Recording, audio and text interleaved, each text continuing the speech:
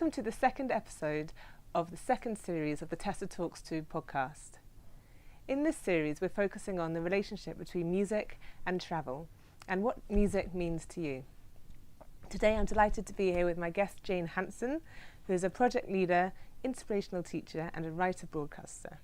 She's also director of the Women of the Year Lunch and founder and director of One Day One Choir, a global peace project. It's a bit of a long title, isn't it? The Global Choral Project for Peace. Well, yes, and your already many facets and titles. I mean, you've done so much with music and peace and travel.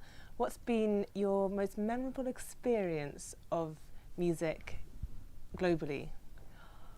Do you know, I've been really lucky to have so many incredible experiences with music while I've been travelling.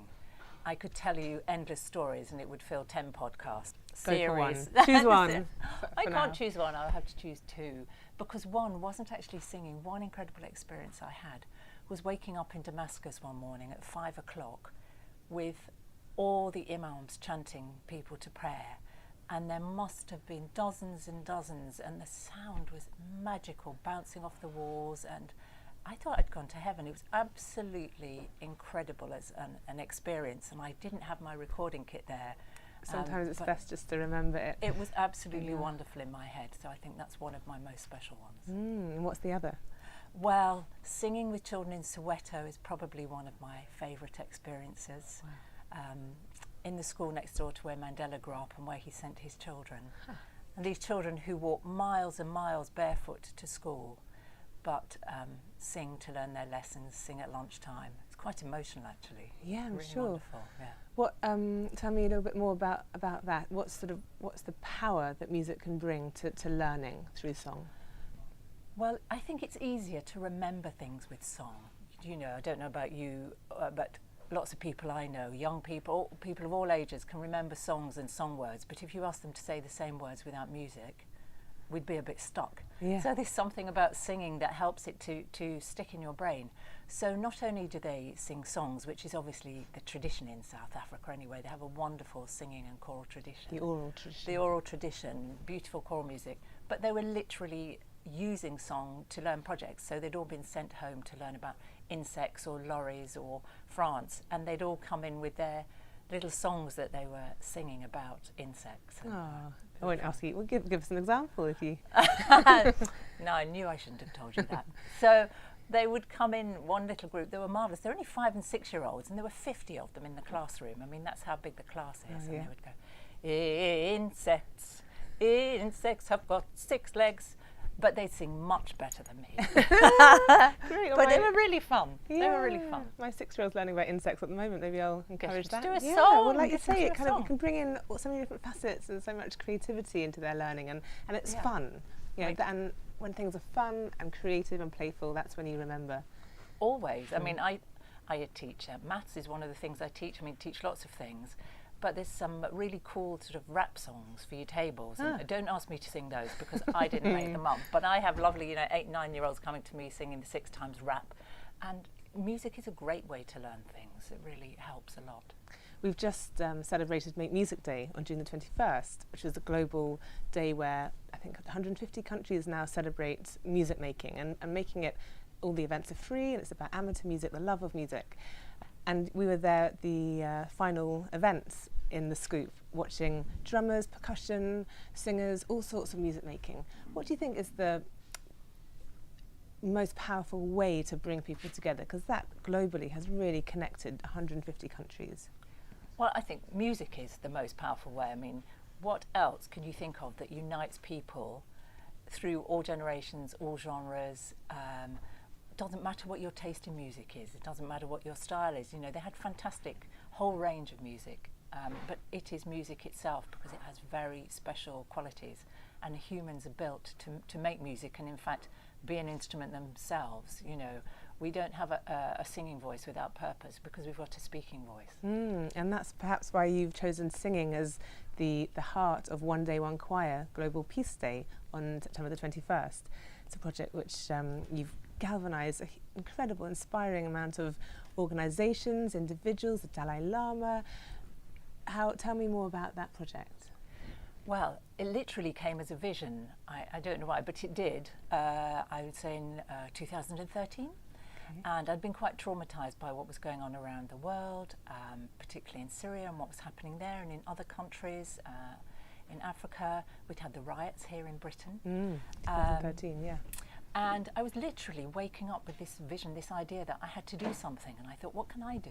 You know, what can one person do? But I've sung all my life or been part of choirs. My parents were in choirs. I sing in the London Philharmonic. I used to be the chairman there. And I thought maybe singing, maybe we can just get people to sing. It's simple, it's free. We all have a voice. It doesn't have to be a great voice. And you know, singing unites people, and it's done in every culture and in every country. So I thought maybe just if we could get people to sing, to raise their voices for peace on World Peace Day, people might like it, and it seems to have struck a chord with people. And is there one song that everybody sings to unify together? Is there sort of, do you suggest a song, a peace song? Well, we thought about that, but I don't want to dictate what people should sing, because different cultures and different countries and different people have their own ideas, and I wanted people to use what mattered to them, what songs from their culture, songs that meant something to them in terms of unity and peace. But we do also have a few songs on the website that we've been given that people can use if they can't think of something. And that's One Day One Choir? On the One Day One Choir website, yeah. And where's the furthest away community who have become a part of One Day One Choir? Is it Alaska, North Pole, South Pole? How far are we talking? Well, I haven't got to the North Pole yet, unless the penguins are singing. I'm sure they are. Are there penguins in the North Pole? But Australia and New Zealand, South America, you know, Russia, Japan, pretty as far as you can reach around the world, we have some people singing. So important, so powerful to really galvanise that sense of peace, that sense of unity, and that sense of global connection. So One Day One Choir is currently, I'd say, a movement. I mean, it's a one lady movement at the moment, but with galvanising all sorts of different enthusiastic supporters and partners. Where do you see One Day One Choir going? What I'd really like to do with it, or it to become, because it's not mine, I'm just the channel of it, is for it to be something that people become aware of and take on, that they do naturally. They know it's Peace Day and they say, let's sing. Sounds very simple, but for example, just in a school assembly, do you know, if all schools acknowledge and recognise Peace Day, not just to say, oh, it's Peace Day, but then to think about what peace means to them and take actions throughout the year. And this is personal peace, local peace and global peace. Yeah, I think, it's incredible. And like you say, it's what peace means to them and what home means to them potentially, and the connection between the two. As you say, peace has so many different meanings to so many different people, depending on their culture and their community. In the same way, I guess, that home does. I've just come back from Portugal, where they have 7 different words for the word, our word, home. Wow. 7 different meanings. And I think that's something to really take on, and you presumably want to empower people to really take on their own meaning of the word peace. And when you're travelling, what do you miss about home? Do you know, I have to confess, I don't miss a lot in a way, because I absolutely love travelling, and I'm in my element travelling, and I'm in my element in other countries, and being with other people and learning new things, so that's great. And if I really told the truth, I miss my really nice pillows. Oh, Jane. What I really miss, just soft pillows to lay my head on. But home comforts. Home comforts, but I mean, I feel very at home within myself, so I think when I'm travelling, I'm just sort of taking my home with me, because I am my home, even though I have a lovely house. Yeah. So what would you say are the 3 most powerful ways that singing can unite people? Well, first of all, it's something that we can all do. Every culture, every continent has singing. They sing for their traditions, they sing to celebrate, they sing when they're sad, they sing to their children, or at least I hope they still sing to their children, because it's really important. And playing music to them, or putting your iPod on or something, is not as important or vital as singing to your child, because they feel the vibrations, they feel the bond. And singing, when you sing, it promotes oxytocin, which is the chemical of love and bonding. And trust. And trust. And so it's really vital. I remember Nigel Osborne telling me when he was working in Bosnia on a war project in a refugee camp that one of the children said to him, "If you sing to me, you're probably not going to hurt me." Oh, wow. Really powerful stuff. Really powerful. But it's really important. We need to sing to our children. We need to sing with our children and with each other, because it bonds people more quickly and more powerfully than any other activity. And it also sets all the feel-good chemicals off, and it's good for our breathing and everything else. But also, when we sing together, our hearts begin to beat at the same time. Yeah, there's a lot of research currently out there about that, and it's intergenerational in a community. It's just a quick, easy, very powerful and immediate way for generational connections and bonds to be continued, just to be carried on, really. I mean, and it is, if you think about it, you know, we have these two voices. We have a speaking voice and a singing voice. Well, why? And if you go into a room of 100 people and they're all chatting, you can't even hear yourself think. You can't hear anybody else in the corner.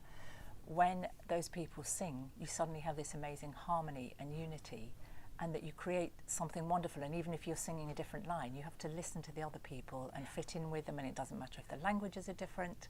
So singing has this magic that really pulls communities together and connects them and bonds people and makes them feel happier and healthier.